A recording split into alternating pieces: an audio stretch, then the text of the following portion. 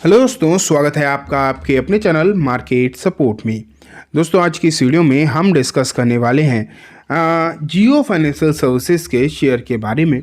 अगर आप देखोगे तो पिछले कुछ दिनों में जिस तरीके की चीज़ें आपको देखने को मिली हैं, स्पेशली अगर हम देखें जियो फाइनेंशियल्स को भी अगर हम देखें तो कहीं ना कहीं दिक्कतें तो देखने को मिली हैं, इसमें तो कोई डाउट नहीं है। पूरा का पूरा मार्केट भी समस्याओं से घिरा हुआ देखने को मिला।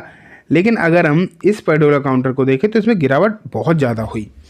लेकिन अब अगर हम देखेंगे तो जो स्थिति आपको देखने को मिल रही है, जिस तरीके की चीज़ें आपको यहाँ पर देखने को मिल रही हैं, वो उसके बारे में हम चर्चा करेंगे। और हाँ, कुछ पर्टिकुलर ब्रोकरेज फर्म ने इस पर अपनी जो रिकमेंडेशन है, राय है, वो बेसिकली अगर आप देखोगे तो निकाल के दी है। एंड देखते हैं कि क्या आखिरकार राय निकल कर आ रही है, किस तरीके की चीज़ें हम आज की इस वीडियो में हम चर्चा जो है करने वाले हैं कम्प्लीटली। तो चलो स्टार्ट करते हैं। सबसे पहले मैं आपके सामने ना खबर ही रख देता हूँ। फिलहाल आपके सामने एक न्यूज़ है, Jio financial services share price up over 3% on technical rebound, analyst expect 25% more upside should you buy. तो यहाँ अगर हम देखें, इस पर एक एनालिस्ट ने अच्छी खासी अपनी राय दी है। 25% के अपसाइड की बात भी जो है यहाँ पर निकल कर आ रही है। लेकिन बात ये भी है कि आखिरकार किसने ये राय दी है, क्या टारगेट हैं, देखते हैं। तो आगे बढ़ते हैं यहाँ से, तभी पता चलेगा। एंड हाँ, मैं आपको आज का सिचुएशन बता दूँ।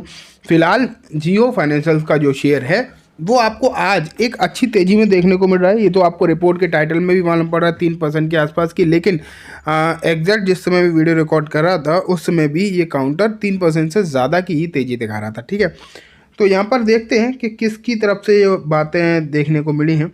जियो फाइनेंशियल सर्विसेज है विटनेसेस 41। ठीक है, ये तो सब फालतू की बातें हैं, ये तो इधर उधर की बातें ज़्यादा हैं। मैं ये देखना चाह रहा था कि आखिरकार किसने रिपोर्ट निकाली है, और ये आपको मालूम पड़ गया है। यहाँ पर आप क्लियरली देख पा रहे हो, ब्रोकरेज फर्म आनंद राठी। ठीक है, आनंद राठी की तरफ से यहाँ पर अगर आप देखोगे तो एक रिपोर्ट जो है पब्लिश करी गई है जियो फाइनेंशियल सर्विसेज के ऊपर। एंड जो यहाँ पर इन्होंने कहा है वो काफ़ी ज़्यादा इम्पोर्टेंट हो जाता है। इन्होंने कहा है कि टेक्निकल फैक्टर है और 330 से 340 के आसपास ये शेयर रिवर्सल होता हुआ देखने को मिला है। एंड यहाँ पर इन्होंने जो टारगेट दिए हैं वो 305 रुपये के दिए गए हैं इनके द्वारा। तो 305 रुपये के टारगेट तो श्योरली आप कह सकते हो काफ़ी ज़्यादा अच्छे हैं। फिलहाल शेयर का भाव 200-250 रुपये के आसपास है। अगर आज की रेट देखोगे तो लगभग 250 रुपये के आसपास का ये काउंटर आपको देखने को मिलेगा। एंड यहाँ से 305 के जो टारगेट निकल कर आ रहे हैं वो डेफिनेटली काफ़ी ज़्यादा अच्छे टारगेट की यहाँ पर बात करी जा रही है। देखो, आनंद राठी ने तो लगभग 25% की बात करी थी, लेकिन आज की प्राइस के हिसाब से देखोगे तो ये टारगेट 20% के हिसाब से ही निकल कर आ रहे हैं। ठीक है, तो ये चीज़ें आप यहाँ पर देख पा रहे हो। लेकिन हाँ, अच्छी बात यह है कि आनंद राठी ब्रोकरेज फर्म की तरफ से बात है, ये कोई यूं ही छोटे मोटे एनालिस्ट की तरफ से बात नहीं आ रही है। And Anand Rathi brokerage firm अगर आप देखोगे तो एक बहुत ही रेप्यूटेटेड, भारत की एक रेप्यूटेटेड ब्रोकरेज फर्म आप बोल सकते हो। तो उसका फ़ायदा बेसिकली डेफिनेटली मिल सकता है। एंड ये वजह है जिसके चलते आज इस शेयर में जो तेज़ी आपको देखने को मिल रही है, कहीं ना कहीं जियो में इस चीज़ का फ़र्क पड़ रहा है। अभी रिसेंटली अगर मैं आपको बताऊं तो जियो ने अपने नंबर्स भी दिए थे, और नंबर्स को अगर आप देखते तो नंबर्स आए थे फ्लैट। ठीक है, नंबर्स इसके सालाना बेसिस पर चेक करूँ तो आप फ्लैट देखने को मिल रहे थे।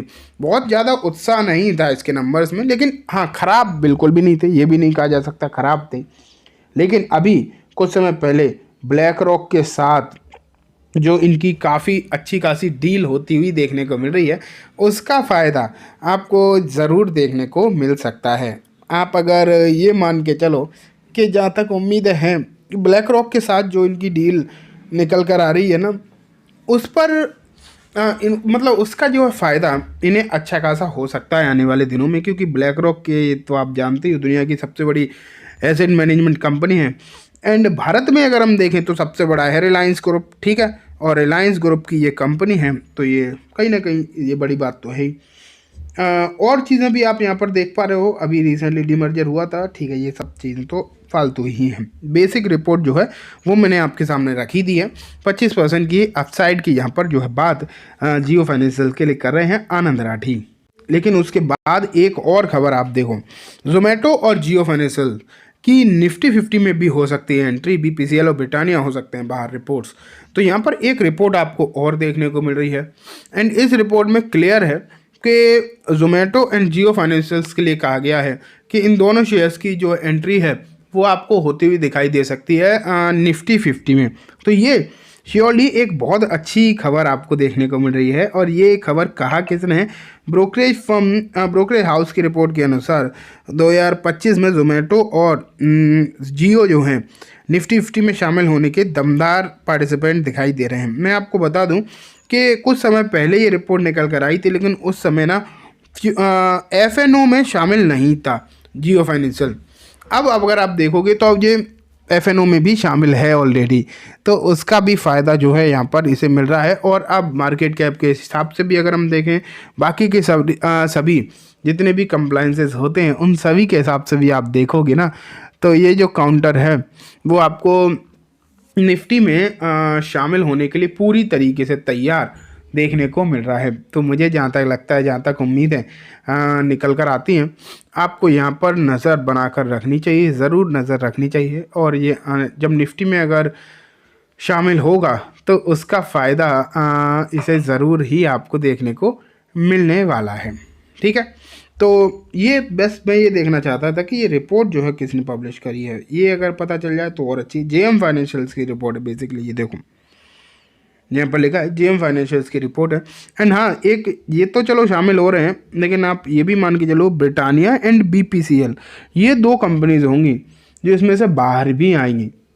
ठीक है, ये भी आपको मालूम रहना चाहिए कि ये जो दो कंपनी हैं ये बाहर होती हुई आपको देखने को मिलेंगी। एंड जो कंपनीज बेसिकली बाहर होती हैं उनके लिए भी कहीं ना कहीं दिक्कत तो है ही, लेकिन जो भी है दोस्तों वो मैं आपको दिखा रहा हूँ। चाहे अच्छी खबरें मानो आप इसे किसी के लिए, चाहे इसे किसी के लिए ख़राब खबरें मानो।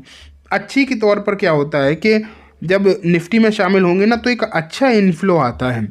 काफ़ी सारे पैसे इन्वेस्टर होते हैं जो निफ्टी में पैसा लगाते हैं, जो डायरेक्टली स्टॉक्स में नहीं लगाते। तो होता क्या है कि उनका जो पैसा है डायरेक्टली आ जाता है, समझ पा रहे हो, उनका जो पैसा है बेसिकली आप अगर देखोगे तो डायरेक्टली जो है देखने को मिलता है इन शेयर्स में जो कि निफ्टी में शामिल होते हैं। तो इसलिए मुझे जहाँ तक लगता है आपको बेसिकली ध्यान देकर चलना चाहिए। आने वाले दिन इसके लिए अच्छे हो सकते हैं। एंड यहाँ तो फिर भी दो स्टॉक्स की बात ये है करी गई है। ठीक है, तो चलिए दोस्तों, आज की इस वीडियो में बस इतना ही। उम्मीद है वीडियो पसंद आई होगी।